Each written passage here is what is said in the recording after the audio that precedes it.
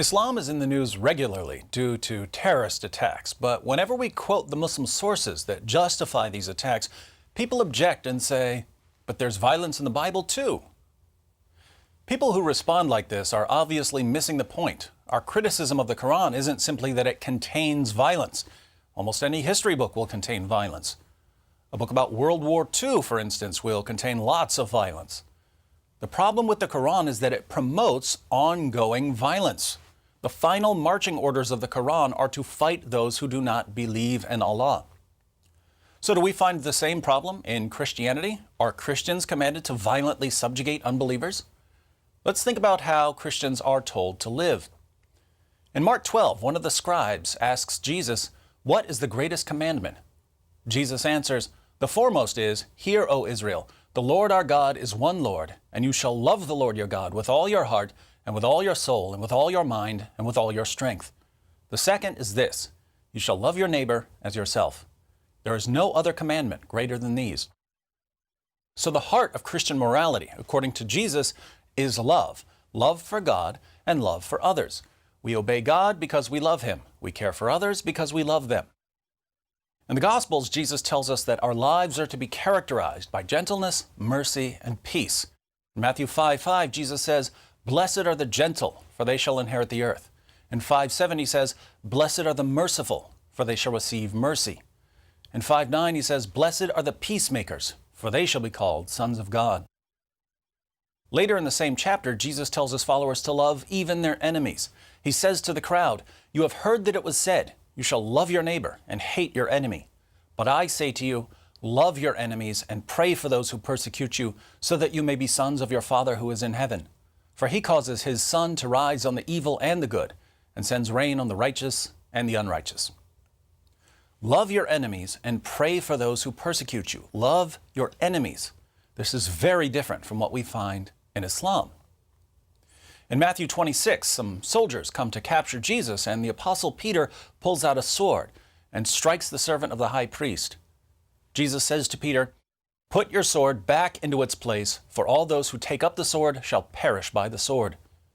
Jesus then heals the injured man, a man who was part of the group that was conspiring to have Him crucified. In John 18:36, Jesus is being questioned by Pontius Pilate, who wants to know what Jesus did to upset people so much that they'd want Him crucified. Jesus says to Pilate, "My kingdom is not of this world. If my kingdom were of this world, then my servants would be fighting so that I would not be handed over to the Jews. But as it is, my kingdom is not of this realm." So according to Jesus Himself, Christians don't fight and conquer in His name. Why? Because the kingdom of God is not an earthly kingdom. Are Jesus' teachings peaceful? Jesus tells us that the greatest commandments are to love God and to love our neighbors. He tells us that we're to be gentle and merciful. He tells us to be peacemakers. He tells us not to return violence for violence, not to retaliate against evil people. He tells us to love everyone, even our enemies, even those who persecute us. He tells us to put down our weapons. He tells us that His followers do not fight. Religions just don't get any more peaceful than this. So it's clear that the Gospels promote peace. What about the rest of the New Testament? In Romans 12, the Apostle Paul gives Christians some guidelines about how we're supposed to live. In verse 17, he says, "Never pay back evil for evil to anyone." Verse 18, "If possible, so far as it depends on you, be at peace with all men." Verse 19, "Never take your own revenge, but leave room for the wrath of God. Don't retaliate. Let God repay the evildoers." Verse 20, "If your enemy is hungry, feed him, and if he is thirsty, give him a drink." Paul tells us to care for our enemies. In 1 Corinthians 16:14, Paul says, "Let all that you do be done in love." In Ephesians 5:2, Christians are commanded to walk in love. In 1 Thessalonians 3:12, Paul says, "May the Lord cause you to increase and abound in love for one another and for all people." We are to abound in love for all people. In 1 Thessalonians 5:15, Paul commands us to see that no one repays another with evil for evil, but always seek after that which is good for one another and for all people. In 1 Timothy 2:1, Paul says to Timothy, "I urge that entreaties and prayers, petitions and thanksgivings be made on behalf of all men." In Titus 3:2, Paul says that Christians are to malign no one, to be peaceable, gentle, showing every consideration for all men.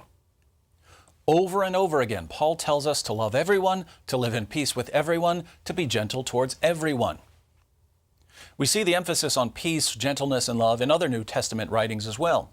The author of Hebrews in 12:14 says that Christians are to pursue peace with all men. In 1 Peter 2:17, the Apostle Peter tells us to honor all people.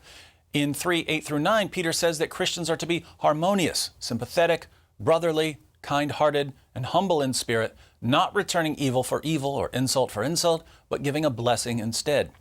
He adds in verse 11 that Christians are to turn away from evil and do good, that we are to seek peace and pursue it. To sum up the position of the New Testament, in 1 John 4:8, the Apostle John says, "The one who does not love does not know God, for God is love." So, does the Bible promote ongoing violence the way the Quran does? Clearly not. The Bible promotes ongoing love, peace, mercy, and concern for others.